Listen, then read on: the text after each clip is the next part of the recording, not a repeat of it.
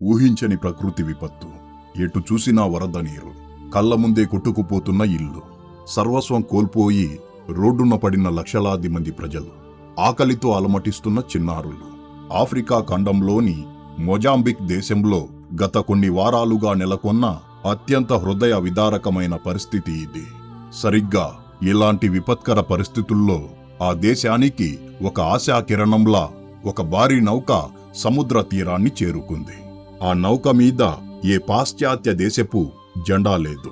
అది ఏ అగ్రరాజ్యపు వాణిజ్య నౌక అంతకన్నా కాదు. ఆ నౌక మీద రెపరెపలాడుతున్నది మన భారతీయ త్రివర్ణ పతాకం. అది మన ప్రాణాలను కాపాడేందుకు వచ్చిన భారత నౌకాదళమని మొజాంబిక్ ప్రజలకు అర్థం కావడానికి ఎంతో సమయం పట్టలేదు. ప్రపంచ దేశాలన్నీ తమ స్వార్థం కోసం వాణిజ్య యుద్ధాలు చేసుకుంటున్న ఈ తరుణంలో ఆఫ్రికా ఖండంలో ప్రాణాలు నిలబెట్టేందుకు మన భారతదేశం చేపట్టిన ఈ అద్భుతమైన మానవతా దౌత్యం అంతర్జాతీయ భౌగోళిక రాజకీయాల్లో ఇప్పుడు ఒక సరికొత్త అధ్యాయాన్ని లిఖిస్తోంది. ఈ వీడియోలో ఆ ఆపరేషన్ వెనుక ఉన్న అసలైన వాస్తవాలను, అత్యంత లోతైన భౌగోళిక రాజకీయ వ్యూహాలను డీకోడ్ చేద్దాం. కానీ ముందుకు వెళ్ళబోయే ముందు దయచేసి ఈ వీడియోను లైక్ చేయండి. అలాగే మన ఛానల్ను సబ్స్క్రైబ్ చేసుకోండి. ఎందుకంటే ఇది మీకు కేవలం ఒక సెకను పనే, కానీ మాకు మాత్రం ఇది ఎంతో పెద్ద సహాయమవుతుంది.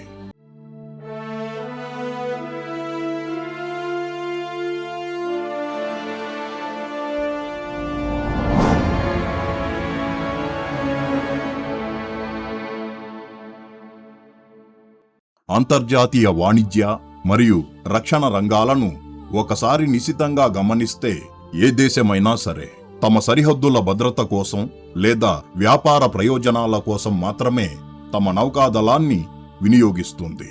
కానీ మన భారతదేశం మాత్రం విపత్తు నిర్వహణలో ఎప్పుడూ ఒక అడుగు ముందే ఉంటుంది. ఆఫ్రికాలోని మొజాంబిక్ దేశపు మధ్య మరియు దక్షిణ ప్రావిన్సులలో ఊహించని స్థాయిలో వరదలు విరుచుకుపడినప్పుడు ఆ దేశం అంతర్జాతీయ సమాజం వైపు దీనంగా చూసింది. ఆ పిలుపుకు వెంటనే స్పందించిన ఏకైక దేశం మన భారతదేశం. ఇది ఏదో ఒక సాధారణ సరుకు రవాణా నౌక ద్వారా పంపిన వాణిజ్య సాయం కాదు. పరిస్థితుల తీవ్రతను పసిగట్టిన మన దౌత్యవేత్తలు మరియు రక్షణ శాఖ నేరుగా మన ఇండియన్ నేవీ నౌకను రంగంలోకి దించారు. ఈ ఆపరేషన్ను రక్షణ పరిభాషలో HADR అంటే humanitarian assistance and disaster relief అని పిలుస్తారు. అంటే కేవలం మాటలతో సానుభూతి తెలపడం కాదు, నేరుగా గ్రౌండ్ లెవెల్లోకి వెళ్లి ప్రాణాలు కాపాడటం. మన విదేశాంగ శాఖ అధికారికంగా విడుదల చేసిన డేటాను ఒకసారి పరిశీలిస్తే ఆ నౌకలో మన దేశం పంపిన సాయం ఎంత భారీగా ఉందో అర్థమవుతుంది. ఆకలితో అల్లాడుతున్న ఆఫ్రికన్ ప్రజల కోసం ఏకంగా 500 మెట్రిక్ టన్నుల నాణ్యమైన బియ్యాన్ని మొజాంబికుకు చేర్చారు. వరదల్లో ఇల్లు కోల్పోయి రోడ్డున పడిన నిరాశ్రయుల కోసం 10 మెట్రిక్ టన్నుల టెంట్లు, అలాగే అంటువ్యాధులు ప్రబలకుండా ఉండటం కోసం ప్రత్యేకమైన హైజీన్ కిట్లను పంపించారు. అంతేకాకుండా మరో 86 టన్నుల ప్రాణరక్షక మందులను కూడా అత్యంత సురక్షితంగా మొజాంబిక్ తీరానికి విజయవంతంగా చేర్చారు. ఒక దేశం విపత్తుల్లో ఉన్నప్పుడు ఒక వ్యాపారిలా లాభ నష్టాల గురించి ఆలోచించకుండా ఒక బాధ్యతాయుతమైన విశ్వమిత్రుడిగా మన దేశం స్పందించిన తీరు ఇప్పుడు ప్రపంచ వేదికపై భారతీయ సంస్కారానికి నిలువెత్తు నిదర్శనంగా నిలిచింది. హిందూ మహాసముద్ర ప్రాంతంలో ఎవరికి ఏ కష్టం వచ్చినా మొదటి అడుగు వేసే దేశంగా భారతదేశం తన స్థానాన్ని మరింత సుస్థిరం చేసుకుంది. ఒకవైపు ప్రపంచ దేశాలన్నీ ఎడారి దేశాల్లో జరుగుతున్న ఉద్రిక్తతలు, దాడులలో ఎవరి పక్షం వహించాలో తెలియక కుమ్ములాడుకుంటున్నాయి. వాణిజ్య మార్గాలను ఎలా కాపాడుకోవాలో తెలియక అగ్రరాజ్యాలు సైతం తలలు పట్టుకుంటున్నాయి. కానీ భారతదేశం మాత్రం ఆఫ్రికాలో ప్రాణాలు నిలబెట్టే పనిలో బిజీగా ఉంది. వాస్తవానికి భారతదేశం ఇలాంటి సాయం చేయడం ఇదే మొదటిసారి కాదు. ఆఫ్రికాలో తీవ్రమైన కరువుతో అల్లాడుతున్న మలావి దేశానికి 1000 మెట్రిక్ టన్నుల బియ్యాన్ని, అలాగే బుర్కినా ఫాసో దేశానికి మరో 1000 మెట్రిక్ టన్నుల బియ్యాన్ని మన దేశం ఈ మధ్య ఉచితంగా పంపించింది.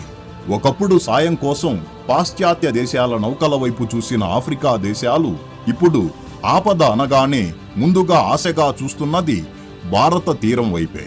ఇది మన దేశం సాధించిన అతిపెద్ద దౌత్యపరమైన విజయం. మరి ఈ మొత్తం వ్యవహారంలో భారతదేశానికి భౌగోళిక రాజకీయంగా ఎలాంటి వ్యూహం లేదా? దౌత్యంలో సాయం వెనుక జాతీయ ప్రయోజనం దాగి ఉండద్దా? ఈ ప్రశ్నలకు సమాధానం ఖచ్చితంగా ఉంటుంది. కాకపోతే మన వ్యూహం ఇతర దేశాలను దెబ్బతీయడం వల్ల వచ్చేది కాదు, మన విశ్వసనీయత వల్ల సంపాదించుకునేది. దీన్నే మనం సాఫ్ట్ పవర్ అంటాం. మొజాంబిక్ దేశం భౌగోళికంగా మరియు సహజ వనరుల పరంగా అత్యంత కీలకమైన భూభాగం. ఆ దేశపు ఉత్తర తీరంలో ఉన్న రోవుమా బేసిన్లో ప్రపంచంలోనే అత్యంత భారీ LNG బ్లాకులు ఉన్నాయి. అక్కడ ఇప్పటికే మన భారతీయ ప్రభుత్వ రంగ సంస్థలైన ONGC మరియు ఆయిల్ ఇండియా భారీ స్థాయిలో వేల కోట్ల రూపాయల పెట్టుబడులు పెట్టాయి.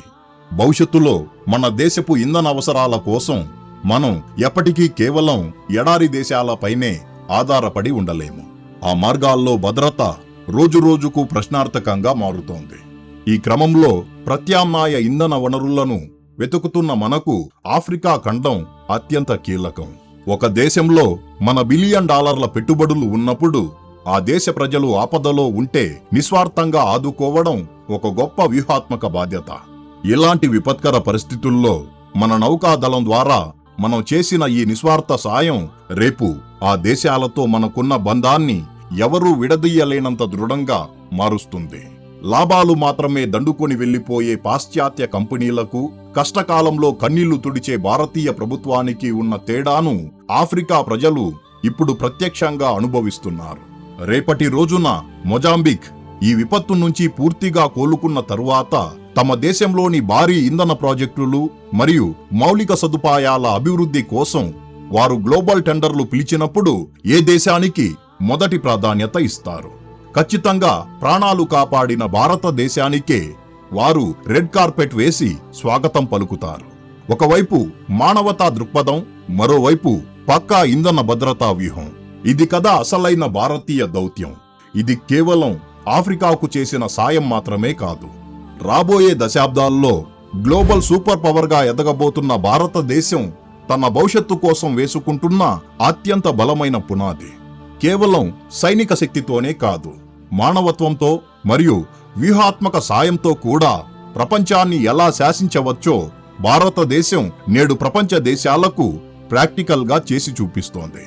మరి భారతదేశం అత్యంత చాకచక్యంగా మరియు మానవతా దృక్పథంతో అమలు చేస్తున్న ఈ దౌత్య వ్యూహం పట్ల మీ అభిప్రాయం ఏమిటో దయచేసి కామెంట్ బాక్సులో తెలియజేయండి.